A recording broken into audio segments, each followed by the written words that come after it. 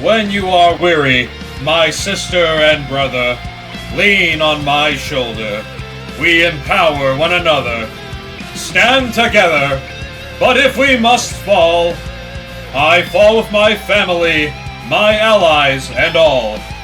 This new union we've formed shall not fade. Rise anew, my kingdom.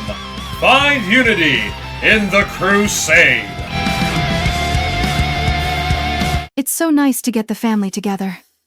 Although Leroy and I could not get married before his passing, I consider Mortimer and the Crusaders, along with the entirety of the Evermeadow family, as an inseparable part of Timmy and I's life. And wouldn't you know it, the Evermeadows brought delicious cookies. Nyx came before Mortimer and V's home in his divine realm to ask possibly one of the most important questions a person could ask in this time of the gods' return.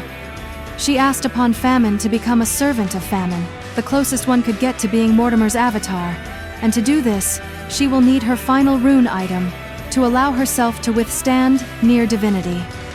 Girl, fantastic choice making your flower crown rune. Yes, queen. What a surprise. We are visited by Dascarus as well, though his clothes smell of death and swamp water. To think, another crusader comes before the boy I grew up near from a poorer family to ask for the rewards of faith and trust, for he shall have a suit of rune armor and his arm converted into a runic offhand for his tattoo to be embedded into. Yet he does not wish for Mortimer's rune mark.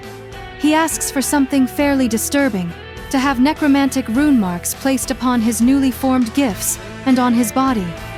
Am I glad that Timmy, Eris, Celine and Chomper were away in the field, playing? For what my mortal eyes witnessed, I shall never forget.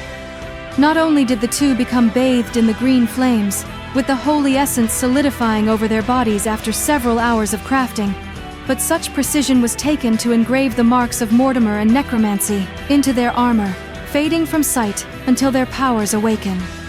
And then, after tending to their health, Mortimer ensured they were well enough to proceed through the final part of the process, as he mentioned that a body rune mark is certainly physical, but in a way, it is also engraved into the devotee's soul, helping prevent anti-magic zones and other magic-dampening spells towards Runemark's powers. It's still amazing to see how devoted and durable you heroes are, because after receiving his healing, the tieflings were ready to be marked.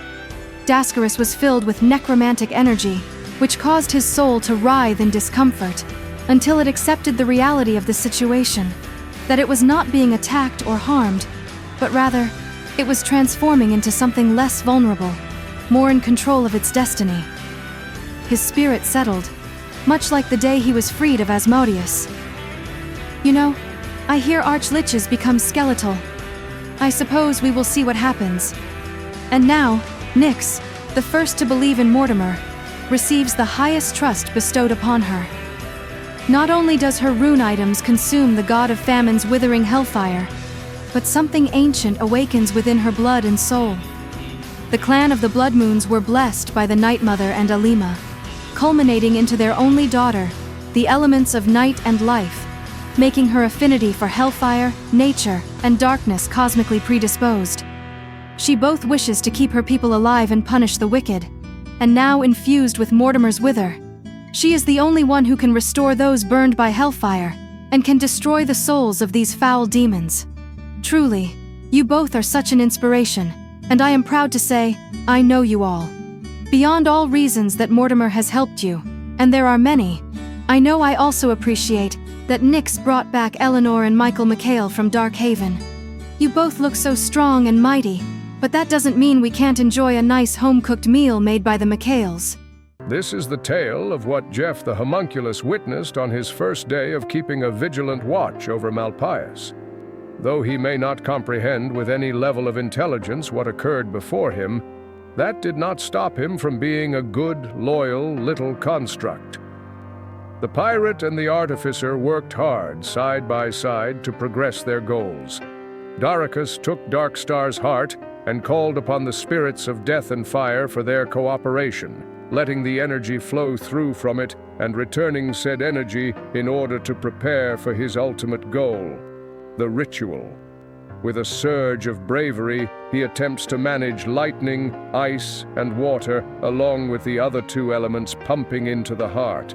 Ambitious, but capable. Now I'm a little Meanwhile, motivated. Malpais not only studied his work, plotted out how much Vegamite it would take to increase the already 12 square feet of the 15 he had before, to not only expand his Hellfire shield, but to strengthen it to stop Asmodeus's brand of Hellfire in its tracks, especially if it is engraved with the rune mark of Mortimer or Hellfire, and with Hellfire used to temper it. Pretty impressive stuff. Also, the pirate and artificer had a conversation about the logistics of if the changeling could open a portal to Hell long enough to send the goblin's primordial bomb, along with the tower, to damage the devil, or at best, destroy him once and for all. Sudden death to accomplish a plan was also on the sorcerer's mind, for not only will the ritual of Darkstar likely cause his atoms to be torn asunder, but when Asmodeus is less than invincible, he desires to pull the souls of gods and the two cores of the fallen avatars out from their torment, freeing them for the final confrontation. What's this? Malpais is handing a scroll to Daracus that he's putting in his pocket, and little Jeff is given one as well to read on behalf of Dascarus, though the little guy has no clue what is written. The pirate is going to need all the help he can get when performing the ritual to keep his soul intact. Beings of death like Mortimer, Vlad, Tikala, the Baron, Hell, and Hades will need to be in attendance because as the first time in the 10 cycles something like this has been attempted, we shall require the most skilled deathmongers. After a long, hard day of finishing off Ruin's existence, meeting with the God Council, and being empowered by the memories of Alizari, on top of many efforts to progress their plans. Not to mention, with Arcade's help, Malpai used about 50 square feet to coat the tower in Vegamite, which will now allow for it to be enchanted. All of the parties got some rest in cozy beds, even Rogal in Darkhaven after spending the day with his children. The Dreamland calls for them all. How dare you make your presence known in this church? You act as though your ancestors' bargain will deny our hatred from brewing deep within. Filthy deal makers, every one of you. Pathetic little mortal. Did you really think that your perversion of my heart would be permitted? And your plans with it would succeed? All this preparation, all for naught. And now, you join me in anguish. You know, Master, the God Council may one day forgive you. In fact, Paler may too. But did you once consider it was my heart you wounded that day? If the world could ever forget what occurred, I pray to my goddess Hell and to Mortimer that I too could escape these haunted memories. How does it feel, Miss Bloodmoon? You made the mistake of freeing me and letting your devil boy make a contract with me. I would say your second was not teaching your kids to stay away from strangers. Fear not, love. They'll be together as long as I have the ability to digest. Why, Rogal? What have we done to receive your anger? You've destroyed the kingdom you were raised in. No amount of our teardrops will quell your rage, will they? Perhaps they are starting to realize, but I may presume too much. The time is approaching for it all to come crashing upon them, whether they understand or not.